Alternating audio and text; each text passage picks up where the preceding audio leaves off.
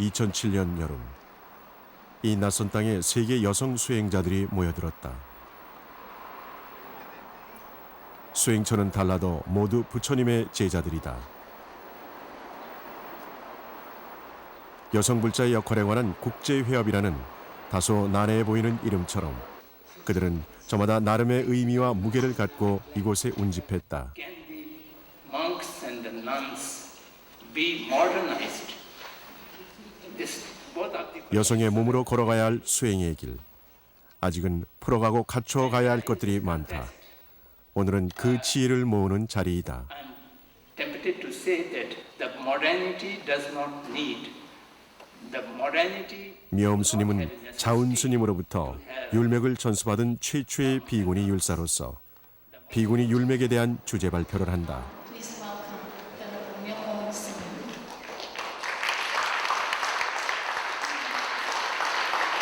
제1회 건강유론 졸업생인 두 비구니에게 정리하여 비구니 스님은 세계 최초로 비구니가 비구니에게 율맥을 전수하였음을 공히 선언했다. 여성 불자의 위상, 그 새로운 이정표를 가리켜 보인 것이다. 비구니에게 율맥을 전수했음을 의미합니다. 묘원 비구니 스님은 한국 불교 현대사에서 아주 그 중요한 위치를 차지하고 계신 그런 스님이신데, 제가 그 일대기를 엮을 때 특히 그 놀랬던 게 너무 14살에 출가하셔가지고 평생토록 파란만장한 인생 역정을 헤쳐오시면서 교학과 참선을 동시에 해오신 아주 그 비구니계의 거목 중의 거목이다, 그런 생각을 가지고 있습니다.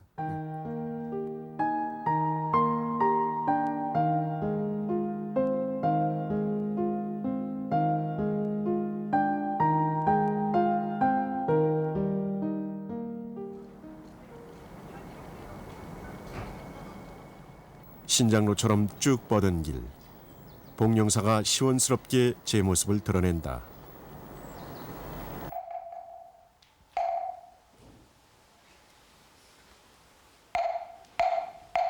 목닥 소리를 따라 학인 스님들의 소리 없는 청법가가 울려 퍼진다. 학인 스님들이 학장 스님께 직접 강을 들을 수 있는 유일한 시간. 부호삼이니라고 해서 니자만 붙이면 되고, 미엄 스님은 삼위니율만큼은 지금도 직접 강을 챙긴다. 비구니가 되는 첫 걸음이기에 당신의 손으로 반듯하게 놓아주고 싶은 것이다. 능사사하야, 능이 스승을 섬겨서 섬길 사자야, 일사자가 아니고 여기서는 학인 스님들은 미엄 스님을 우리 스님이라고 부른다. 열반을 구하는 여자다. 학인의 신분으로 보면 학장 스님이요, 수행자의 위계로 보면 까마득한 큰 스승이다. 발심만 하면은.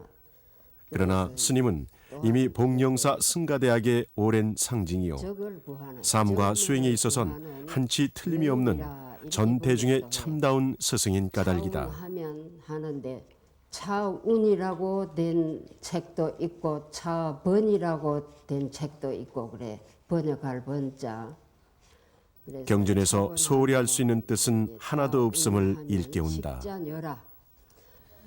스님께서는 주로 이제 부처님 경전을 해석하는 면도 아주 명확하시지만은 굉장히 엄격하게 새기는데, 글을 이렇게 새겨 나가는데 토가 하나라도 틀리면은 그걸 반드시 바로 잡아 주셨습니다. 그거는 사상 전달을 위해서 그러신 것 같아요. 이 불교가 순환 도로기 때문에 돌아가면은 첫발 디디던 데가 성불의 도달 지역입니다. 똑같아요. 그러니까 이제 그런 거를 객관적인 해석, 객관적인 이해, 그게 나오는 것을 제 소리 난다 그러거든요. 자기 소리, 경전에 없는 소리, 자기가 객관적인 예를 들어서 해석을 할 수 있는, 그렇게 되면은 이제 좀 능통스러운 강사다 그러지요. 이 시대 최고의 강백. 그것은 어쩌면 예고된 일이었는지 모른다. 당대 최고의 선지식이었고 한국 불교 근현대사를 새로 썼던 청담 스님. 미엄 스님은 바로 청담 스님의 딸이다. 그것은 아픔이었고 또한 기쁨이었다. 그 수원 봉용사의 거처를 정하신 이후에는 수행과 후학 양성 조용하게 그것만 해오시던 분입니다. 그러니까 보통 사람들은 묘엄 스님하면 잘 몰라요. 모르고 청담 스님의 딸 하면은 조금 그 얘기는 들었다 할 정도지 그렇게 요란하게 활동해 오신 그런 스님은 아니십니다. 1944년 광복을 앞두고 일본은 정신대 근무령을 공포해 여성들을 마구잡이로 징용하기 시작했다. 1945년 상황이 더욱 악화되면서 미엄 스님은 진학을 포기하고 어머니의 권유를 따라 먼 길을 나선다. 문경 사불산에 위치한 대승사.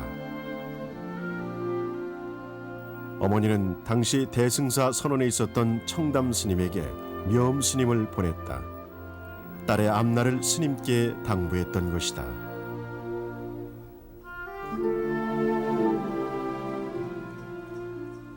뭐 기차 타고 멀리 가는 게 좋아서 갔지 뭐 출가를 한다 그런 뜻은 전혀 생각도 안 하고 따라갔습니다. 그래 이제 일제 시대니까 전기 버스도 없고 택시도 없고 이렇기 때문에 점촌에서 내려가지고 걸어 들어갔어요. 대승사까지. 그 이제 걸어 들어가면서 보니까 모신기를 해놓고 그래서 그거는 깊은 산중을 처음 봤거든요. 그래서 뭐 기분이 좋고 너무 멀리 가는 거 여행 기분이죠. 애들 마음에. 대승사에서 미엄 스님은 두 분의 스승을 만나게 된다. 한 분은 아버지 청담 스님이었고 또 한 분은 청담 스님의 가장 절친한 도반 성철 스님이었다. 성철 스님은 미엄 스님에게도 특별한 인연이었다. 공부에 있어서만큼은 양보도 물러섬도 없는 성철 스님이었지만 청담 스님의 딸 미엄 스님에게만은 더없이 자상한 선생님이었다. 성철 스님은 기역 니은부터 한국 역사에 이르기까지 손수 노트를 만들어가며 미엄 스님에게 공부를 가르쳤다. 그리고 틈틈이 들려준 부처님 이야기를 따라 미엄 스님은 새로운 그 무엇을 보게 된다. 영원한 행복이란 말도 그때 처음 들었다. 내 속마음으로 참 아는 것이 많다. 스님들이 산중에서 못 모르고 그냥 중인 줄 알았는데 지식이 풍부하더라고요. 내 생각에 그때. 그래서 참 좀 배웠으면 좋겠다 하는 생각이 났어요.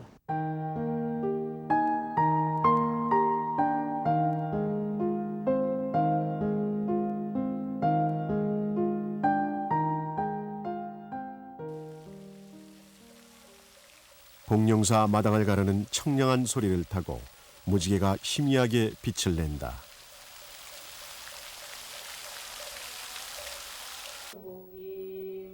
모든 인연은 그렇게 나름의 빛으로 새겨진다. 미엄 스님에게도 은사 스님은 그런 인연이었다.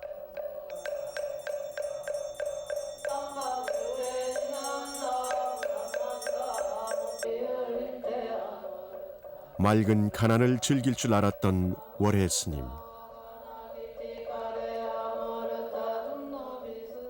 수행자의 아름다운 뒷모습, 그 아득한 빛을 보여주었던 스승이었다. 늘 불공만 드리고 월해 스님을 은사로 모셨다고 했을 때 성철 스님은 기뻐했다. 그만큼 월해 스님은 맑고 청정한 수행자였다. 그 예전 보교당에 오셔서 생사해탈의 법, 죽어로 사는 문제를 해결한다는 그런 법문을 하시더랍니다.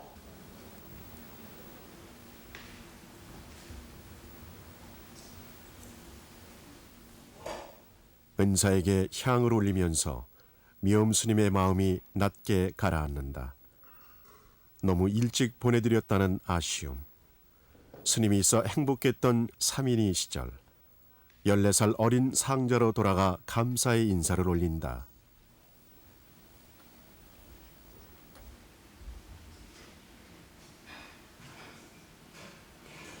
누구 상자 할래? 그래 아무개는 뭐 논이 9마지기가 있고 뭐 아무개는 30마지기가 있고 이런데 그 스님이 아무것도 없다고 내가 입성심 하고 싶다 그러니까 아무것도 없다는 거래 재산이. 그래서 재산이 아무것도 없고 동양에서 내가 먹이 살리면 된다고.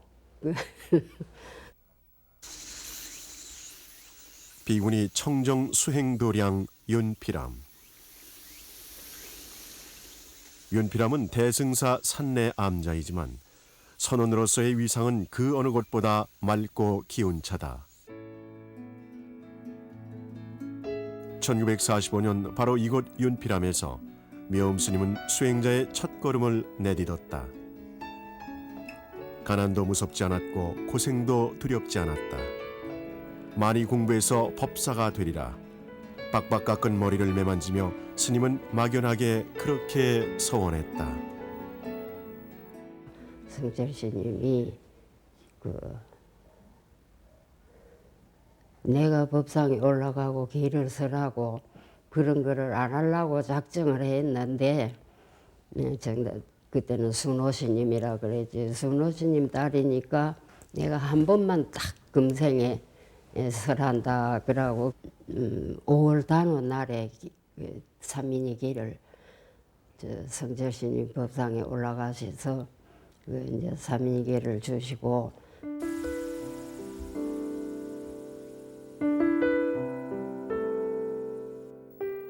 윤피람에서의 하루하루는 수행으로 이어졌다. 정진하는 가운데 해야 할 일도 많았고 해야 할 공부도 많았던 시절이었다.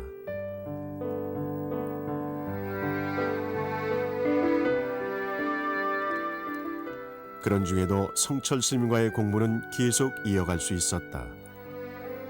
윤피람 일과가 끝나면 스님은 오솔길을 타고 대승사로 달려갔고 그때마다 성철 스님은 공부를 점검해주고 새로운 과제를 내주었다. 수행자로서 이만한 청복이 어디 있을까? 윤피람에서는 아직 내가 인생이 뭔지 그런 걸 모르니까 지금 생각하면 이제 성철 스님이 이런 것부터 해서 이렇게 지도를 해야 되겠다 하는 그런 이제 노선을 그어놓고 지도를 하시던 모양이지요. 그래서 그 멋 모르고 살았어요. 그 윤피람에 사는 그 과정이 뭣도 모르고 좋기만 하게 살았습니다. 그러나 공부에 대한 갈구는 더욱 커져만 갔다. 그런 미엄 스님을 위해 성철 스님은 당대 최고의 강백이었던 운어 스님에게 이 아이를 강사로 만들어달라는 당부의 편지를 써주었다. 그렇게 해서 미엄 스님은 또 한 분의 스승을 만난다. 미엄 스님은 이곳 동학사에서 운어 스님을 모시고 첫 강을 들었다. 그리고 그날부터 운어 스님이 가는 곳이라면 어디든 따라다니며 공부를 더해갔다. 배불리 먹을 수도 원 없이 잘 수도 없었지만 비구니로서 운어 스님에게 강을 들을 수 있었다는 것. 스님에게 그 이상의 행복은 없었다.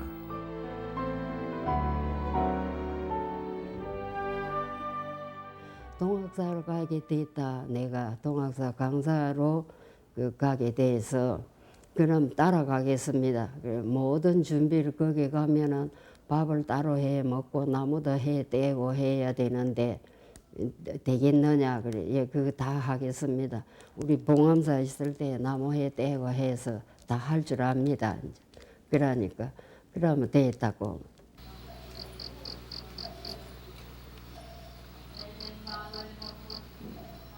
가난도 불평하지 않았고 고생도 고생이라 여기지 않았다. 어둠조차도 밀어내지 않았다. 그만큼 간절하게 애태우며 들어선 배움의 길이었다.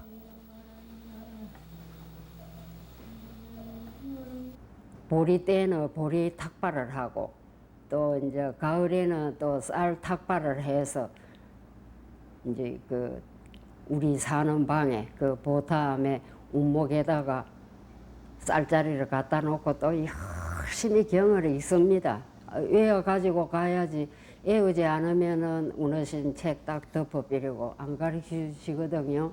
그래서 밤을 꼴딱 새워서 외워 가지고 그 이튿날 강을 받으러 또 가고 이렇게 해도 아 이래 가지고 어떻게 사나 생각을 한 번도 안 했어요.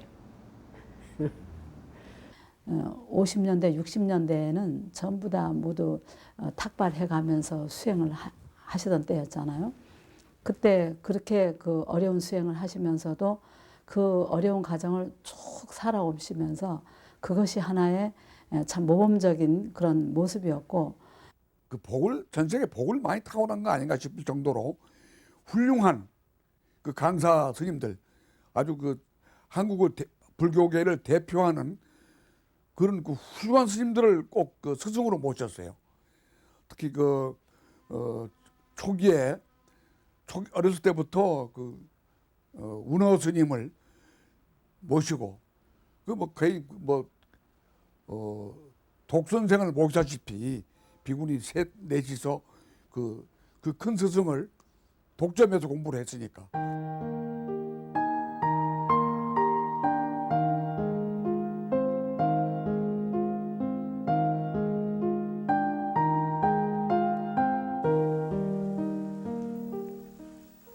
아침부터 경례가 술렁인다. 늘 고요한 향기로 가득하던 향화당은 전국 각지에서 방문한 스님들이 가사를 수하고 대중의 분주한 움직임 속에 설렘이 묻어난다.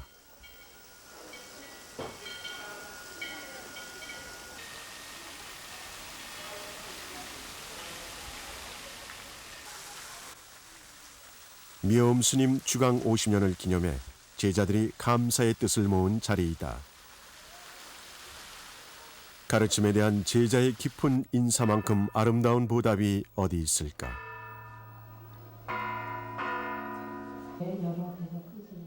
정단의 어른 스님들, 그리고 한국 불교의 강맥을 튼실히 이어가고 있는 여러 강사 스님들이 기꺼이 걸음해 주었다.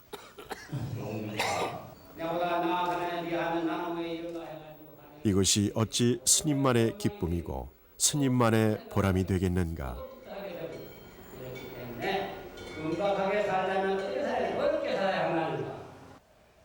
지금까지 50년 동안에 무엇을 하셨느냐?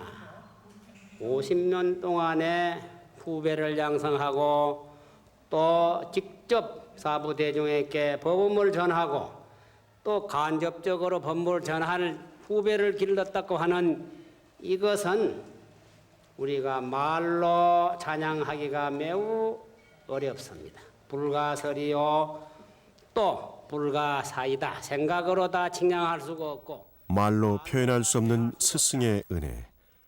미엄 스님에게도 그런 스승이 있다. 묘음 스님께서 50년 동안에 주강만 한 게 아니다. 경구 하나하나의 뜻을 풀어주었고 당신의 강매까지도 전했던 운호 스님. 그때 운호 스님을 스승으로 모시지 못했다면 오늘의 복령사 승가대학도 지금 이 자리 또한 없었을 것이다.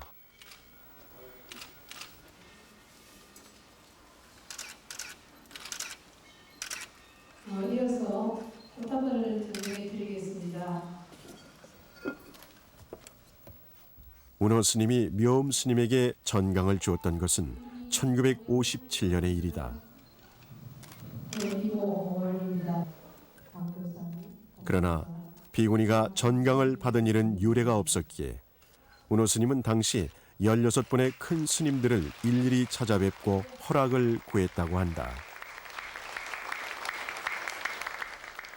명실공히 최초의 비구니 강사가 탄생되는 순간이었다. 운호 스님이 이제 화엄경을 다 마치시고는 이제 너희들이 내가 그때 거기 있는 사람들을 사집을 가르쳤거든요. 그 암자에 있는 사람들을. 그래서 이제 한익공 스님이 다 배우고 책을 덮으시면서 이제 너도 가르치는 사람 중에 한 사람이 되었다. 강사야. 그래서 더군다나 교리에 대한 거는 엉뚱한 소리를 하면은 안 되니까 교리 체계를 잘 세워서 올바른 지식을 남들에게 주입이 되도록 가르쳐야 한다. 그런 말씀. 그게 정강입니다.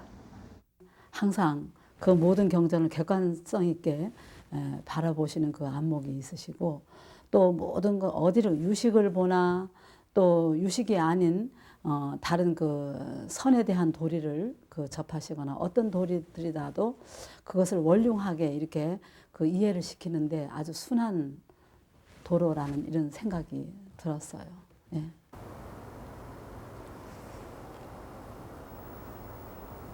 우리도 마음을 깨닫기만 성도절 밤 스님은 대중과 마주 앉았다. 수행자라면 누구나 가야 할 단 하나의 길.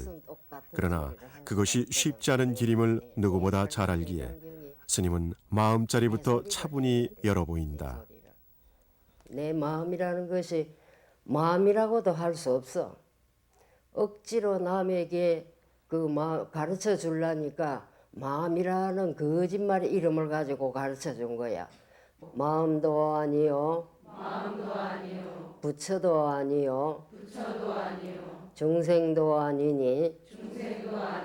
이것이 무엇인고. 성철 스님과 청담 스님으로부터 선의 종자를 심었고 비구니 스님으로서 드물게 봉암사 결사에도 참여했던 묘음 스님. 스님에게 선과 교는 둘이 아니다. 선적 체험 없이는 부처님 말씀도 이해할 수 없다는 것을 잘 알고 있는 까닭이다. 교리적인 해석이 있고 또 선지적으로 선에 대한 선지로서 해석이 있는데 그거는 참선을 안 하니는 어렵습니다. 그렇게 그거를 아무데나 내놓을 수도 없고요. 밥맛이 어떠냐 하면은 밥맛 됩니까?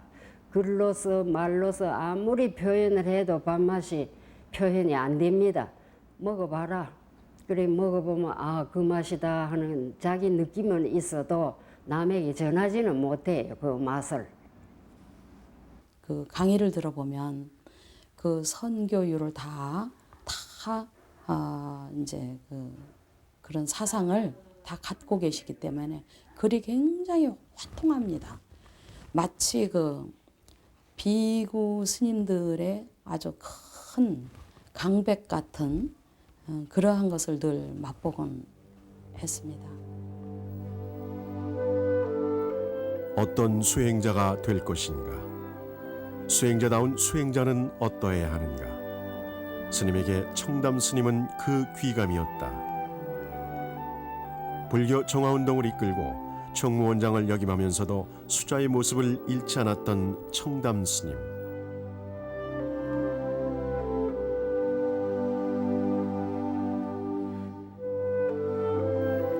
묘음 스님이 강사이면서도 선객의 마음을 놓지 않고 비구니이면서도 당당한 장부의 기상을 잃지 않았던 것. 이 역시 모두 스승의 덕화였다. 그리고 또 함부로 내가 선악을 해가니까 당신이 장삼을 입었는데 그게 너무 구겨졌어요. 구겨져서 막 코푼 손수건처럼 구겨졌더라고요. 장삼이. 그 감을 하나 떠다가 장삼을 해드릴까요? 그러니까 내가 그게 있기 생겼나 그러시더라고요. 이제 그래 내 뜻에 너들 다 버리고 가정을 다 버리고 왔는데 내가 그런 거 좋은 거 있게 생겼나 그런 뜻으로 내가 받아들였어요. 묘음 스님은 두 분의 아버님을 모신 셈인데 그거는 참 복 받으신 그런 비구니 스님이 아니신가 싶습니다. 당대의 가장 걸성이신 청담 스님을 육친의 아버지로, 세속의 아버지로, 또 우리나라 현대 불교에서 최고봉의 성객이신 성철 스님을 또 그 종교적인 아버지로 그 두 분을 다 모셨으니까 대단히 그 복이 많으신 분이십니다. 예.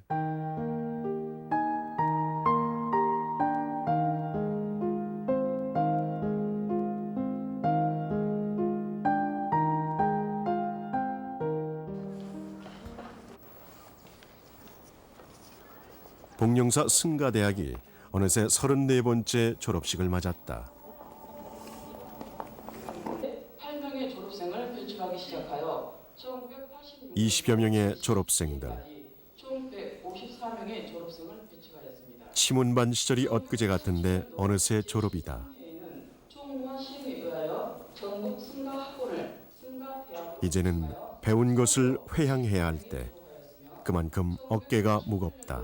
제14회부터 큰 박수 부탁드립니다. 복령사 승가대학이 지난 38년 동안 배출한 졸업생만 700여 명. 졸업생들은 모두 강사로, 율사로, 그리고 포교, 복지, 각 분야에서 왕성한 활동을 펼치고 있다. 수행한 그 힘을 우리들에게도 보여주고 가르쳐달라 하는 그런 시대가 왔습니다. 자기 자신도 교화를 못했는데 내가 그런 소문을 들었습니다. 누구를 제도하느냐 하는데 그것은 그 못난이가 하는 소리입니다. 힘 따라서 자기 아는 것만큼 이제 대중 속에서 힘 닿는 데까지 정진할 것을 스님은 거듭 당부한다. 중생교화라 그럽니다. 저 환한 미소는 이제 세상 속에서 영글어갈 것이다. 졸업은 누구에게나 그렇게 새로운 또 하나의 시작이다. 미엄스님은 1966년 동국대학교를 졸업하고 본격적으로 강사의 길로 들어섰다. 운문사 강주가 그 첫 소임이었다.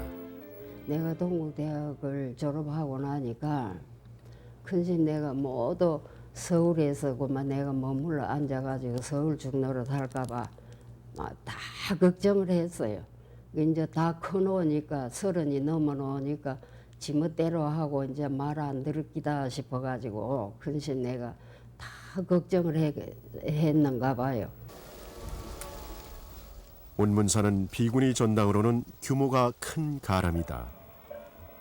특히 운문사 승가대학은 비구니 강원으로는 최대 규모와 오랜 역사와 전통을 가지고 있다. 그러나 4년의 소임을 마친 후 다시 걸망을 꾸렸다. 그 4년을 하고 보니까 말만 늘어가지고 잔소리나 많이 하지 이게 안 되겠다 싶어 나를 잊어버리고 사는 생활이거든요. 그래서 우리 사역인 보고 안 되겠다고 참선해야지 되지 가르쳐 본 결과가 그래서 나가자 그래서 그 우리들 권속 30명이 나왔습니다. 거기서 그래 아무 계획도 없이 나왔지요. 식구는 많았고 갈 곳은 없었다. 우여곡절 끝에 찾은 곳이 이곳 복령사였다.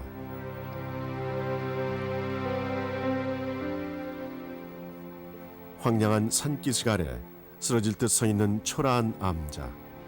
건물도 약사전과 칠성각이 전부였고 그나마도 너무 협소해 예불조차 드리기가 어려웠다. 그러나 그곳에서 스님은 다시 시작했다.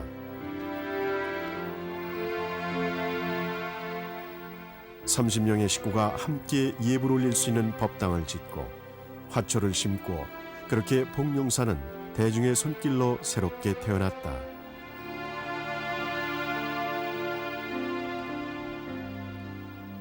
그러나 얼마나 애가 달았으면 스님은 꿈에서도 돌을 나르고 화초를 들고 다녔다고 했다. 그리고 다시 스님은 강원을 만들 결심을 했다.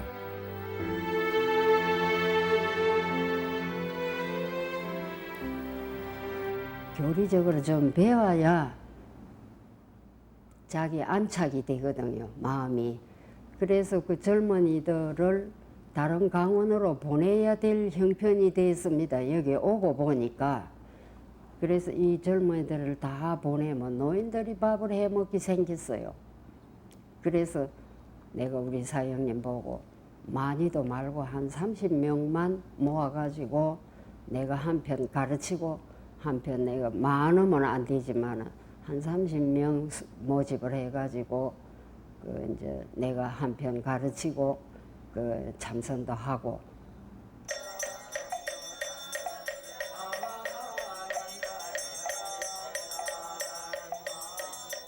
2006년 9월 복장불사가 봉행됐다. 생소한 풍경. 그러나 묘음스님의 표정이 사뭇 상기되어 있다. 오늘을 위해 일반 신도들과 대중들도 많이 모여들었다. 복장불사는 온 대중의 맑은 기도와 염원을 부처님께 올리는 의식이다. 인연 따라 사라지고 변질되어가는 소원이 아니라 세세 생생 전하고 싶은 아름다운 마음을 담아야 한다. 불상 안에 복장물을 모시는 복장불사. 그 장엄한 의식을 스님은 묵묵히 지켜본다.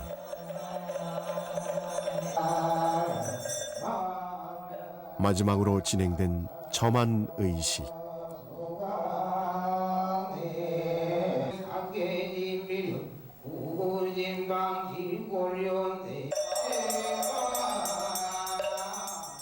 복령사와 함께했던 모든 대중들이 지켜보는 가운데 마침내 부처님이 모습을 드러낸다.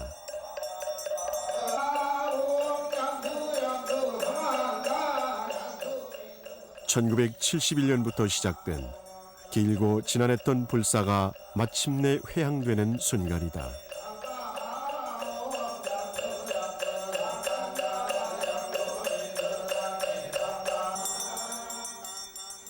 환희심일까? 늘 고요하기만 했던 스님 얼굴에 벅찬 감동이 일어난다.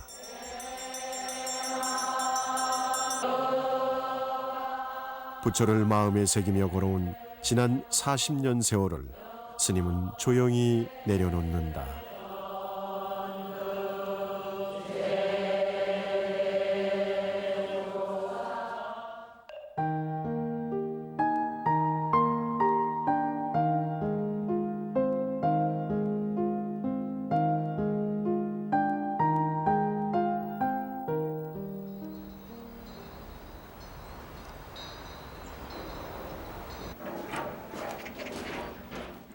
좀처럼 도량을 나서지 않는 묘음 스님이 젠걸음으로 길을 나선다.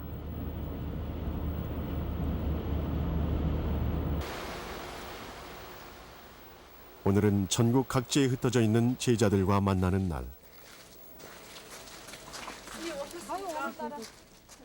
자주 볼 수 없었던 반가운 얼굴들이 환하게 웃는다. 세차야? 아니지. 좀 들어갔어. 근데 제일 끝머리야. 오랜만에 만나도 자주 만나도 언제 어디서나 스님은 항상 부처님 이야기다. 많이 났는데 지금은 그렇지가 못해. 지도자도 그때 그런 사람들보다 올바른 지도가 펴지지 않고. 스님은 이미 수행 이외의 다른 것은 절로 생각지 않는 그런 몸이 되었나 보다. 가끔 가다가는 부처님의 그 올바른 뜻을 한마디라도 익혀서 내가 왜 이런가. 저희들이 객관적으로 이렇게 뵙는 입장에서는 세세생생 대단한 성근이 있으신 분이 아닌가 이렇게 생각이 돼요. 어떤 그 문제가 일어났을 때 우리 같으면은 막 졸급증을 내고 팔팔팔 뛰어야 되는데 전혀 어떤 때는 무관심한 정도인가 한 생각을 할 정도로 알고 계시나 모르고 계시나 이렇게 싶어도 나중에 보면 다 알고 계셨거든요. 파악을 다 하고 그런 걸 봤을 때 정말 대범하신 어른. 스승 밑에 그 이제 청출어람인 거와 같이 참 여러 가지로 좀 특출한 그런 모습으로서 참 스승의 은혜도 갚고 부처님의 제자로서 그렇게 돼야 되는데 늘 스승께 다가가면 그렇게 참 작아지는 모습을 볼 수가 있습니다. 스님은 지금도 처음 먹었던 마음, 그 자리를 결코 떠나지 않는다. 처음처럼 늘 경전에서 답을 찾고 율서를 통해 옷깃을 여민다. 먹물옷을 입고 60여 년의 세월, 먼 길을 돌아 강사가 되었고 율사가 되었지만 스님은 늘 처음으로 돌아간다.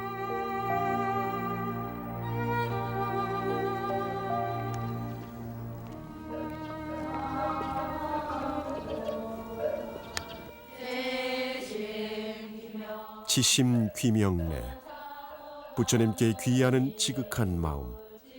이 마음 없이는 선도, 교도, 율도 아무것도 이룰 수 없다고 스님은 말한다. 그래서일까? 스님은 계율이 전혀 불편하지도 조심스럽지도 않다. 스님에게 이미 계율은 가장 편안한 옷이다. 부처님 가르침대로 사는 것, 부처님과 닮아가는 것, 지심 귀명래. 그 마음에서 모든 걸림을 여인다. 부처님 말씀대로 살아라.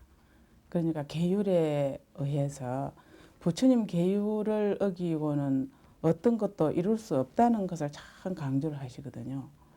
참 오늘날 점점 계율 사상이 굉장히 흐려지는 시대예요, 지금은. 근데 누가 감히 계율에 대해서 큰 소리로 참 이렇게 해야 된다고 그 선을 그어줘야 그대로 이렇게 해 나갈 수가 있는데 과연 그런 분이 아닌가. 내 고기 안 먹는다, 파마늘 안 먹는다, 이게 계율이 아니고 참선을 열심히 하면은 또 연부를 열심히 하면은 경전 공부를 열심히 하면은 그 열심히 하는 가운데의 계율을 다 그 한 생각의 계율이 다 지켜지는 것입니다.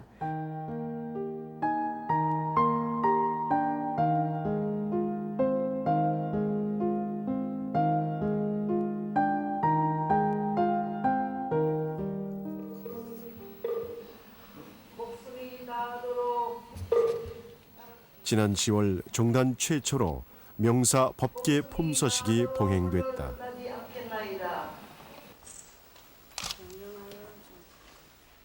명사 법계는 비구니 교단 최고의 지위에 올랐음을 상징하는 것으로 수행자의 지도력과 위상을 의미한다.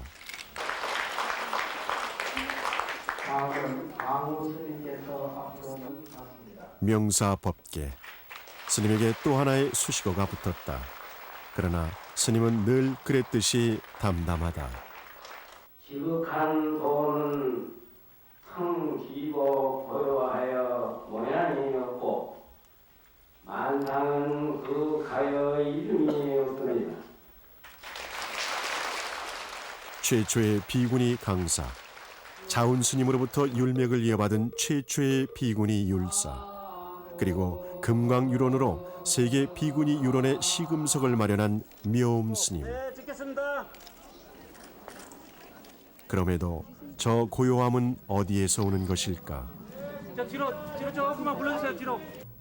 나는 그런 감동이 적습니다. 그런 거 했다고 내가 마음이 우쭐해가지고 뭐 기분이 좋고 기쁘고 그런 게 하나도 없어요. 내 마음 구석구석에 찾아봐도. 그리고 또 뭐 중노릇을 오래 하다 보니까 또 이런 상도 받는 게구나. 그렇지 뭐 거기에 대해서 특별히 하기 기쁘다는 생각이 없습니다.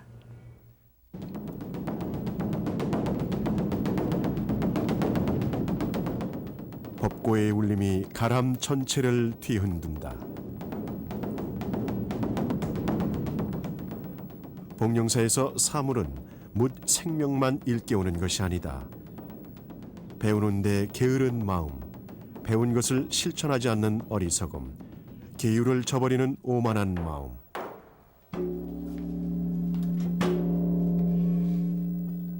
그 모든 어리석은 마음에 경종을 울린다.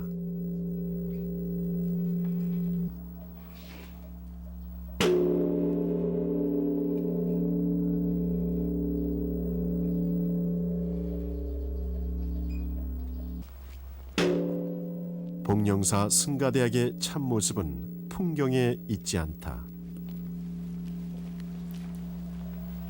선과 교와 율, 그 모두를 수행으로 삼고 스승의 가르침을 따라 탕마에 가는 치열한 정진, 거기에 복령사의 참모습이 있다. 그래서 복령사의 저녁 예불은 언제나 참회와 회향의 시간이다. 그리하여 지극한 마음으로 부처님과 닮아가기를 서원한다.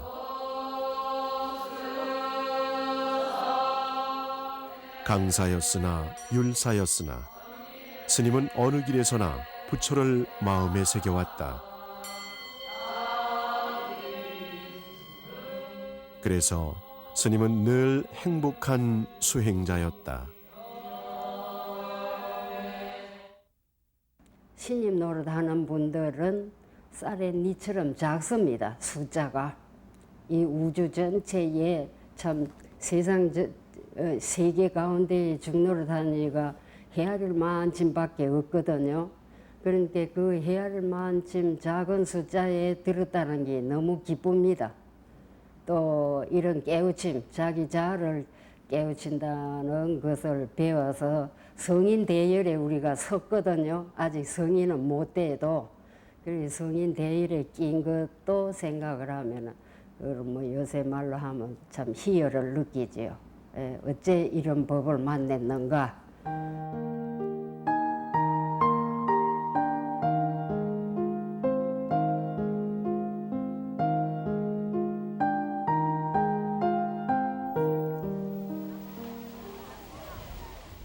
복령사 마당에서 김장 준비가 한창이다. 대중이 100명이 넘는데도 노는 손이 없다. 저마다 완전 무장을 하고 김장을 담그기에 여념이 없는 스님들. 경전 들던 손에 고무장갑을 끼고 마냥 즐거운 울력이다.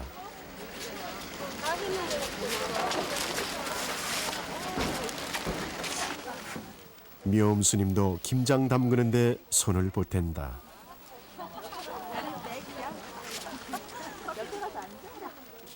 스님은 언제나 당신이 대중의 일원임을 절대 잊지 않는다. 예불은 물론이고 사중의 어떤 일에도 대중의 일원으로 참석을 한다. 조금 더 넣을까요, 스님? 너무 먼데? 예, 조금 더 넣겠습니다. 그 또한 얼마나 감사한 일인가. 이렇게 스승과 함께하는 것만도 대중에겐 큰 기쁨이다. 잠깐 사입니다. 예. 그래서 지금도 내가 같은 마음이 있지 노인이라고 뭐 그런 생각이 없습니다. 젊은이들하고 같이 뛰고 굴리고 이런 뜻이 있어도 체면상 못해 그렇지 내 마음이 아직 하나도 안 늙었어요.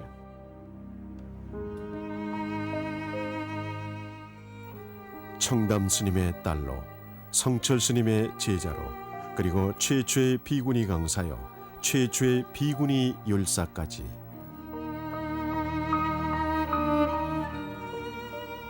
실로 나열하기조차 버거운 세월을 스님은 참으로 묵묵히 걸어왔다. 그러나 스님은 돌아보지 않는다. 자랑하지도 상을 가진 바도 없다. 다만 그 모든 인연에서 스님은 부처를 마음에 새겨왔을 뿐이다. 부처님 말씀 이외에 뭐 더 좋은 말씀이 어디 있겠습니까? 그러니까 뭐 그게 다 전부고 못한 말이 있지만은 그런 거는 뭐 자랑에 지나지 않은 것고 하고 보면은 그러니까 이제 수행만 못다한 수행을 열심히 자기 자신의 수행을 열심히 하는 것밖에 남은 소원이 그거밖에 없습니다.